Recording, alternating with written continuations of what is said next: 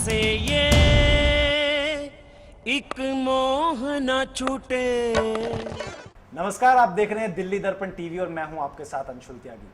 आज हम यहां पर मौजूद हैं चैंपियंस ट्रॉफी में होने वाले महामुकाबले को लेकर बातचीत करने के लिए। हमारे साथ मौजूद हैं बबलेश शर्मा जी, जो कि एक क्रिकेट एक्सपर्ट हैं। इनसे जानेंगे कि आखिर क्या पाकिस्तान अपना दबदबा बना पाएगा या फिर इंडिया चैंपियंस ट्रॉफी को फिर से एक बार अपने हाथों में उठा पाएगा। बबलेश जी, आपका बहुत बहुत स्वागत है। धन्यवाद। बबलेश जी, सबसे पहला सवाल आपसे यही है, क्योंकि भारत की प्रबल दावेदारी रही है चैंपियंस ट्रॉफी में। पाकिस्तान की एक तरफ कहीं उम्मीद जताई नहीं जा रही थी, लेकिन फिर भी मेजबान टीम इंग्लैंड को हराकर वो फाइनल में पहुंचा। तो क्या लगता है कि किसकी जीत होने वाली है? देखो, ऐसा है कि भारत शुरू से ही प्रबल दावेदार रहा है और भारत डिफेंडिंग चैंपियन भी है।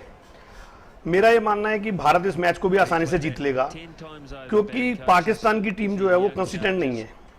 उनकी बॉलिंग बहुत अच्छी है, लेकिन बैटिंग उनकी उतनी अच्छी नहीं है। इसलिए मेरा ये मानना है कि भारत को ये मैच में ज्यादा परेशानी नहीं होने वाली है, वो आराम से जीत लेगा और चैंपियनशिप अपने पास ही रखेगा। लेकिन अगर बैटिंग की बात करें बबलेश जी, तो इंग्लैंड के साथ अभी सेमीफाइनल मैच पाकिस्तान ने खेला और मैं समझता हूं कि इतना स्कोर, हालांकि टारगेट उन्होंने नहीं बनने दिया था, 217 रन थे, लेकिन उसके बावजूद भी जो पाकिस्तान ने बहुत इजीली उस मैच को बहुत कम ओवर में ही खत्म कर दिया। तो यानी कि बैटिंग के ऊपर कहीं ना कहीं आप समझ सकते हैं कि इतनी कमी पाकिस्तान के पास इस समय नहीं है। नहीं, बैटिंग में तो कमी है। उन्होंने उनको 212 या 214 रन के आसपास ही इंग्लैंड को रोक दिया था, जिस वजह से टारगेट ज्यादा नहीं था उनको चेस करने के लिए।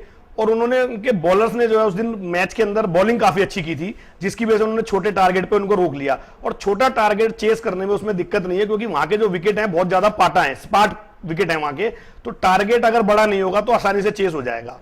अच्छा, क्या लगता है, क्योंकि भारत में भी और पाकिस्तान में भी हर जगह इंतजार है इस मैच का, तो क्या जुनून लोगों में आपको लग रहा है कि होगा इस मैच को लेकर? देखिए, पाकिस्तान और हिंदुस्तान का मैच हमेशा से ही एक्साइटिंग रहा है और लोगों का बड़ा बेसब्री से इंतजार रहता है।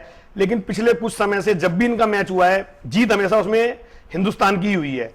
तो मुझे लगता है कि रविवार को होने वाले मैच में भी हिंदुस्तान ही जीतेगा।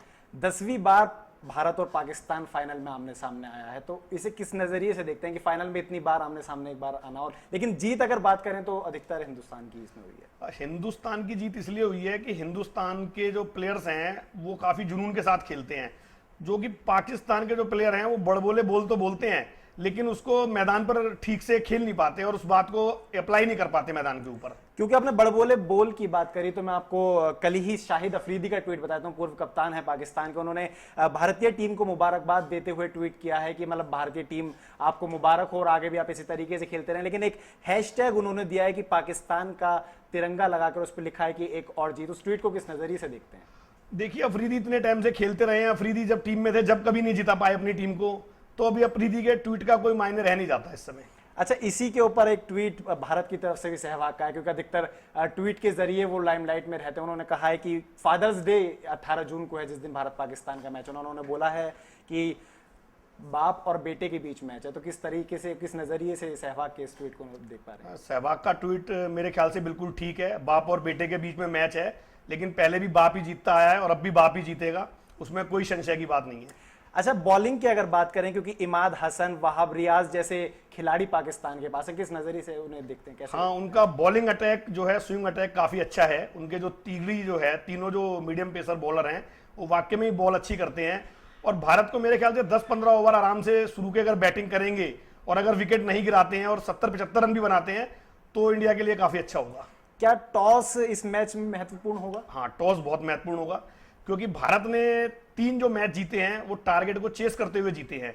एक ही मैच में भारत ने पहले बल्लेबाजी की थी श्रीलंका के खिलाफ, जो कि श्रीलंका ने चेस करते हुए आसानी से जीत लिया था और भारत उस मैच में हार गया था। इसका मतलब कहीं ना कहीं भारत की गेंदबाजी जो है वो कमजोर नजर आती है। हाँ, पाकिस्तान के मुकाबले तो स्विंग गेंदबाजी जो भारत की थोड़ी कमजोर है, लेकिन अगर हम चेस करेंगे तो आसानी से जीत लेंगे। मेरे ख्याल से टॉस का काफी महत्वपूर्ण होने वाला है मैच के अंदर। क्या लगता है कि कोहली को किस रणनीति के साथ मैदान पर इस समय उतरना? बस अच्छे गेम के हिसाब से जाना चाहिए और इसको भी जो आम गेम है उन्हीं के हिसाब से लेना चाहिए। इसमें ज्यादा कुछ सोचने की या ज्यादा कुछ करने की जरूरत नहीं है। अपनी मेरिट के हिसाब से खेले जाकर फास्ट बॉलर ज्यादा रखे जाए, मीडियम रखे जाए, फिर स्पिनर का इसमें अहम भूमिका पाकिस्तान के साथ रहेगी? मेरे ख्याल से जो पिछली 2 बार में जो विनिंग टीम रही है उसको कॉम्बिनेशन को शायद विराट कोहली चेंज नहीं करना चाहेंगे, और जो विनिंग कॉम्बिनेशन है उसी को उतारा जाए तो ज्यादा बेहतर होगा। लेकिन अश्विन की बात चल रही थी, क्योंकि श्रीलंका से मैच हारा भारत, तो उसमें कहा गया कि अश्विन की कमी कहीं ना कहीं खली, लेकिन अब जब बांग्लादेश के साथ अश्विन को खिलाया गया तो वो एक विकेट भी लेने में कामयाब नहीं रहे और 54 रन उन्होंने दिए। तो क्या समझते हैं कि क्या अश्विन की अहम भूमिका रहने वाली पाकिस्तान में? नहीं, बिल्कुल अश्विन की अहम भूमिका रहेगी। होता है किसी किसी दिन कोई प्लेयर्स का दिन नहीं होता, तो अश्विन का भी वो एक ऐसा दिन रहा जो बांग्लादेश के मैच के साथ था कि शायद उन दिन उनका दिन नहीं था, वरना अश्विन का जो रिकॉर्ड है ओवरऑल बहुत अच्छा रिकॉर्ड है, और अश्विन जो है इंडिया के तुरुप के इक्के हैं और शायद इस मैच में भी तुरुप के इक्के साबित होंगे। भारत के कप्तान विराट कोहली का कहना है कि हम खेल को खेल भावना से खेलते हैं, लेकिन अगर लोगों की बात करें तो इंडिया पाकिस्तान उनके लिए बहुत बड़ा मैच होता है।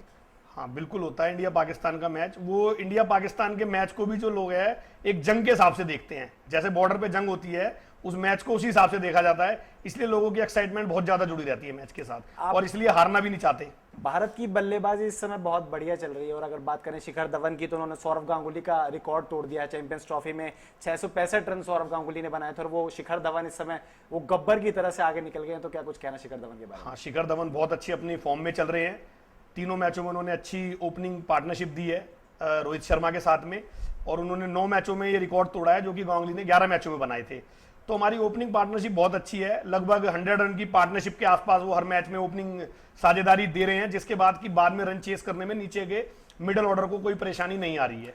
मिडिल ऑर्डर अभी तक किसी भी मैच में बैटिंग करने के लिए ऊपर नहीं, आप देखेंगे तो मैच में सिर्फ केवल युवराज सिंह तक बल्लेबाजी इस समय मैचों में दिखाई दी है। तो क्या लगता है कि क्या मिडिल, अगर ऊपर का ऑर्डर हमारा नहीं खेल पाता है तो क्या मिडिल ऑर्डर मैच को संभाल पाएगा? हाँ बिल्कुल, मिडिल ऑर्डर संभाल पाएगा मैच को, क्योंकि ऊपर ओपनिंग पार्टनरशिप हो रही है। अगर किसी वजह से ओपनिंग पार्टनरशिप नहीं भी होती है तो हमारे पास नंबर 7 नंबर 8 तक बल्लेबाजी है।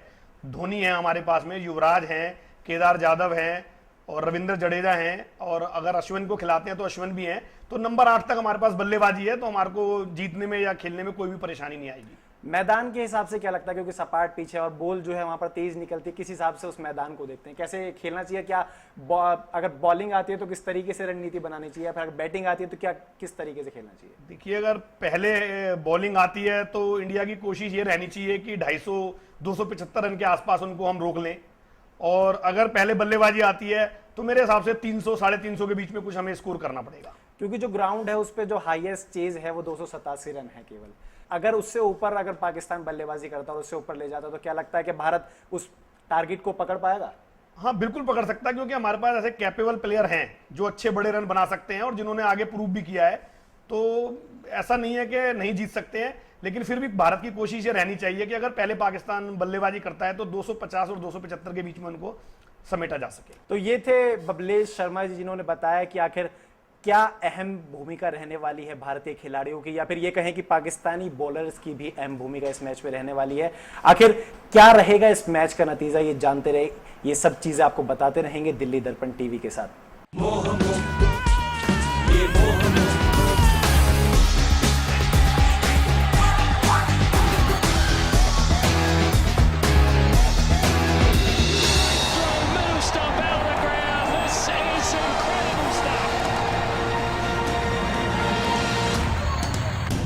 से ये एक मोह न छूटे। ये है दिल्ली दर्पण, दिल्ली एनसीआर का नंबर 1 वेब चैनल।